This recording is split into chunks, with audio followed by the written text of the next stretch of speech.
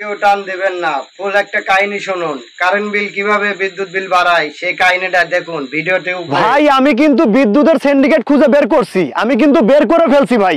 আপনারা দেখেছেন আমার গত দুটো ভিডিওতে আমি লাস্ট 3 মাসের বিদ্যুতের কারেন্ট বিলের কাগজ নিয়ে কথা বলেছি। আজকে আমি লাস্ট 6 মাসের কাগজ নিয়ে আইছি আপনাদের কাছ থেকে। জাস্ট একটা মিনিট চাই, আমি একটা মিনিট সময় আমাকে দিবেন। বিদ্যুৎ অফিস যে আমাদের উপরে কত বড় সিন্ডিকেট চাপিয়ে দিচ্ছে আমি পর্যায়ক্রমে আপনাদের আলোচনা করে বুঝিয়ে দেবো। দয়া করে একটা মিনিট সময় আমাকে দিবেন। আমার এই হাতে দেখতেছেন আমার লাস্ট 3 মাসের কারেন্ট বিলের কাগজ। ছোট ভাই তুমি এদিকে আসো, এগুলো ধরো।